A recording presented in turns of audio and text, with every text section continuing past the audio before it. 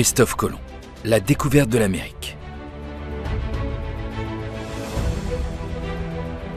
Christophe Colomb est né en 1451 à Gênes. Il était amiral de Castille et a découvert le Nouveau Monde.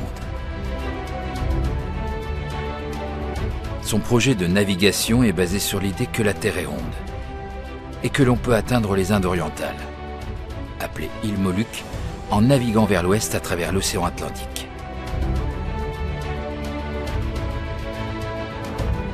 Colomb s'installe au Portugal, un grand centre du commerce maritime.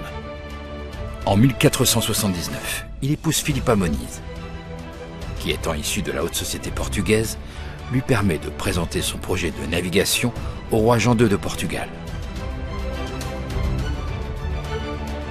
Sans réponse de la couronne portugaise, Colomb se rend au royaume de Castille, à Palos de la Frontera, dans la province de Huelva. Il entre en contact avec les frères du monastère de la Rábida, qui s'intéressent à son projet et le recommandent au frère Hernando de Talavera, confesseur de la reine Isabelle de Castille. Colomb pourra alors la rencontrer et lui présenter son projet de navigation.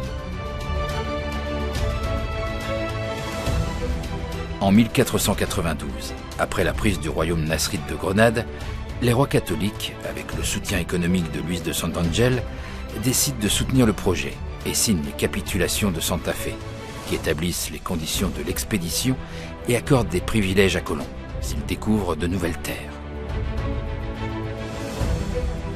Avec les frères Pinzon, Colomb forme un équipage et le 3 août 1492, ils partent pour le premier de leur voyage.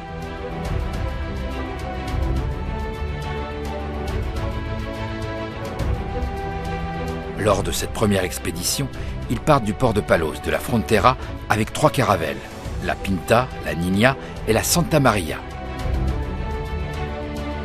Après 3 mois de navigation interminable, le 12 octobre de la même année, ils arrivent sur ce qui est aujourd'hui les îles Bahamas. Durant ce voyage, Colomb explore plusieurs îles des Caraïbes et s'installe sur celle qu'il nomme Hispaniola, aujourd'hui Saint-Domingue.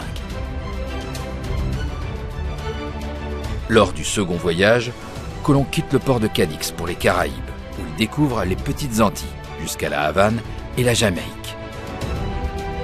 Cependant, lors de cette expédition, les désaccords entre Colomb et la couronne deviennent apparents. Les rois catholiques aspiraient à une colonisation culturelle en propageant la foi catholique, tandis que le navigateur privilégiait une domination militaire à des fins commerciales. Lors de son 3e voyage, il quitte Sanlúcar de Barrameda, découvre l'île de Trinité et atteint l'embouchure de l'Orénoque, sur la côte actuelle du Venezuela, touchant ainsi pour la première fois le continent américain. Christophe Colomb a gouverné les Antilles au service de la couronne de Castille, jusqu'à ce que lui et ses frères soient accusés de désobéir aux ordres de la reine, en ne traitant pas les Indiens comme des sujets de son royaume. En conséquence, ils sont capturés et renvoyés en Castille par Francisco de Bobadilla, envoyé par les rois catholiques, qui estiment de plus que les capitulations de Santa Fe ont expiré.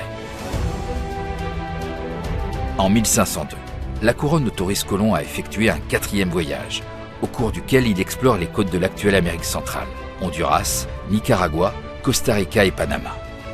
En 1503, après de graves problèmes de navigation, les navires survivants atteignent la Jamaïque difficilement. Colomb retourne en Espagne et, déjà gravement malade, meurt à Valladolid en 1506, sans savoir qu'il a découvert un nouveau continent. Son exploit a donné naissance à une route maritime régulière entre la Castille et le Nouveau Monde.